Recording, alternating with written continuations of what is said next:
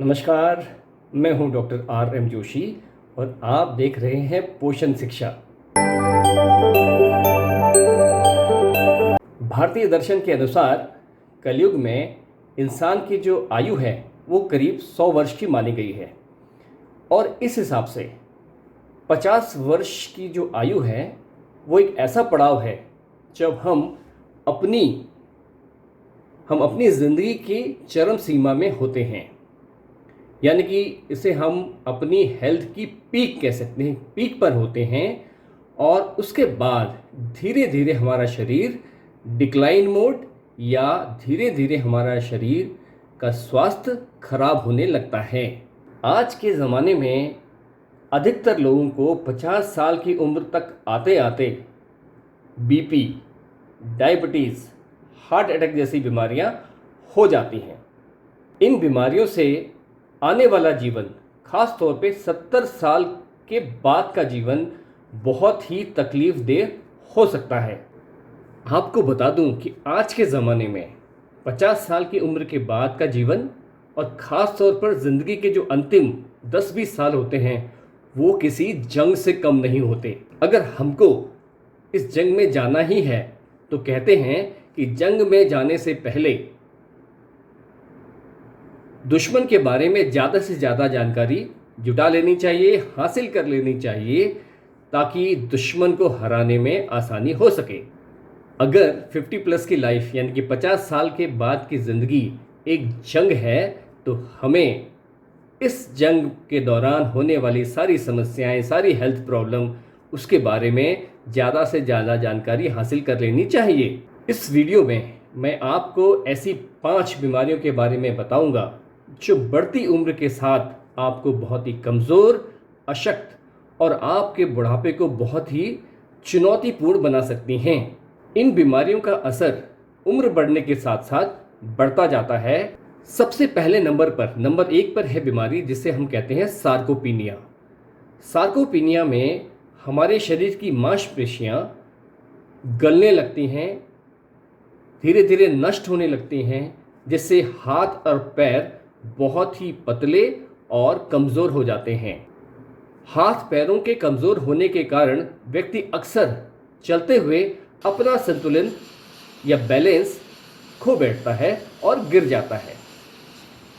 बार बार गिरने के कारण गंभीर चोट लगने और हड्डियों के फ्रैक्चर की संभावना बहुत अधिक बढ़ जाती है। बीमारी का प्रकोप बढ़ने पर उसे चलने में बहुत तकलीफ होती है और उसको चलने के लिए लाठी या स्टिक का सहारा लेना पड़ता है। और जब बीमारी काफ़ी गंभीर अवस्था में पहुंच जाती है तो उसे चलने फिरने के लिए फिर व्हील चेयर का ही सहारा होता है। ध्यान देने वाली बात यह है कि सार्कोपीनिया की शुरुआत 50 साल की उम्र के बाद ही शुरू हो जाती है, लेकिन इसका व्यापक असर करीब 70 साल की उम्र के आसपास नज़र आता है। अगर हम 50 साल की उम्र से ही सार्कोपीनिया पर लगाम लगाने की प्रक्रिया शुरू कर दें तो बढ़ती उम्र के साथ आने वाली कमज़ोरी, अशक्तता और कष्ट, इन सब से काफ़ी हद तक बचा जा सकता है। दूसरी बीमारी है ऑस्टियोपोरोसिस। इस बीमारी में हमारे शरीर की हड्डियां धीरे धीरे पतली होने लगती हैं। ऑस्टियोपोरोसिस के कारण ये पतली हड्डियां ज़रा सा झटका लगने पर या हल्की सी चोट लगने पर ही टूट जाती हैं। वृद्ध व्यक्तियों में हिप फ्रैक्चर या कूल्हे की हड्डी का टूटना ये एक मृत्यु का बहुत बड़ा कारण है। ऑस्टियोपोरोसिस का रोग जो है वो महिलाओं में बहुत ज़्यादा होता है।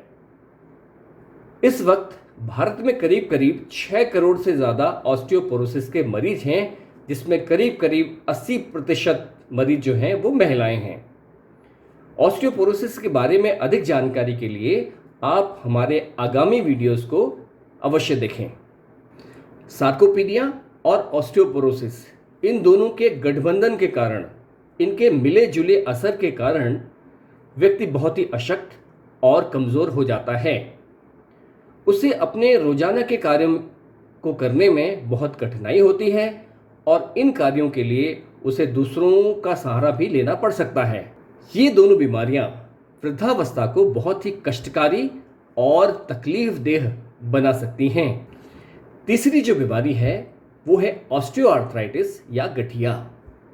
यह मुख्यतः कूल्हे और घुटनों के जोड़ों को प्रभावित करती है और कभी कभी हाथों की जो उंगलियां के जोड़ हैं वो भी इससे प्रभावित होते हैं। ऑस्टियोआर्थराइटिस के कारण इन जोड़ों में दर्द और सूजन बनी रहती है या फिर कभी कभी विकृतियां भी आ जाती हैं।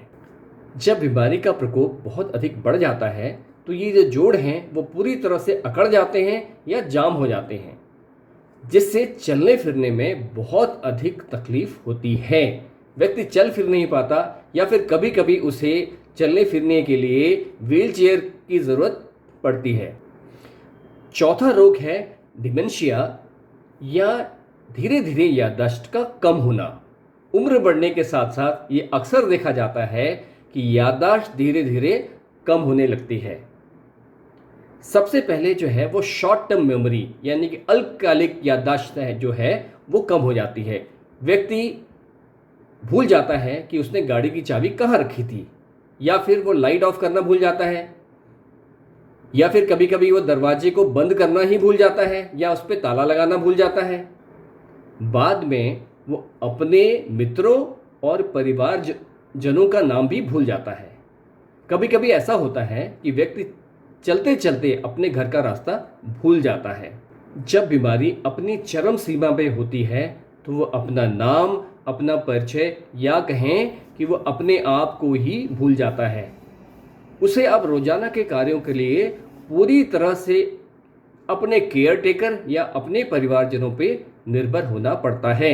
इस परेशानी को, इस व्यथा को वही लोग समझ सकते हैं जिनके घर में किसी बुजुर्ग को अल्जाइमर डिजीज हो गई है और उन्हें उसकी देखभाल करनी पड़ती है।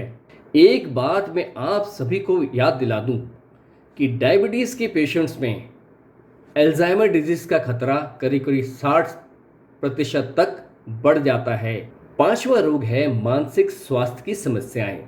बढ़ती उम्र के साथ साथ मानसिक स्वास्थ्य से संबंधित समस्याएं भी बढ़ती जाती हैं। मानसिक समस्याओं के बारे में विस्तार से चर्चा हम अपने आने वाले वीडियोस में करेंगे। आप इन समस्याओं को वृद्धावस्था से संबंधित समस्या कह सकते हैं या ओल्ड एज प्रॉब्लम कह सकते हैं। ये समस्याएं सभी वृद्ध लोगों में आती हैं।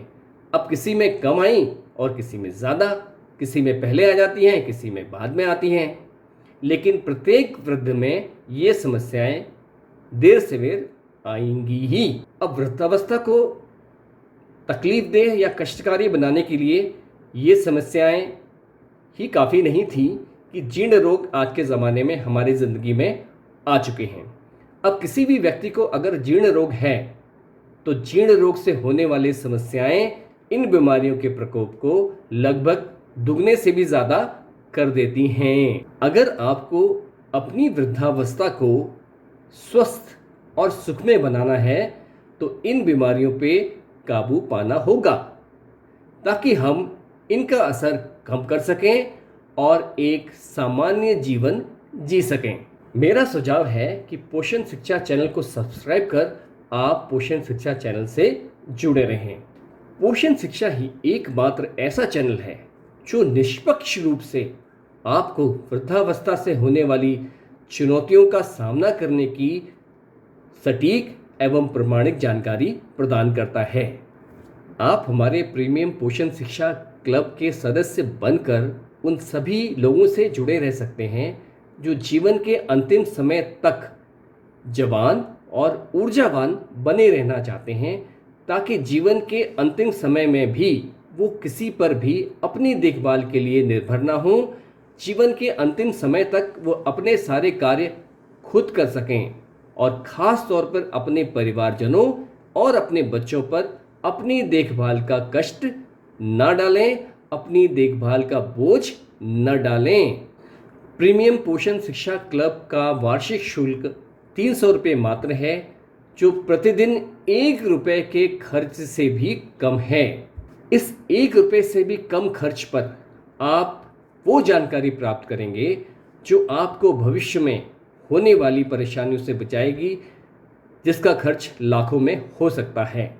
प्रीमियम पोषण शिक्षा क्लब में शामिल होने का लिंक डिस्क्रिप्शन बॉक्स में दिया हुआ है।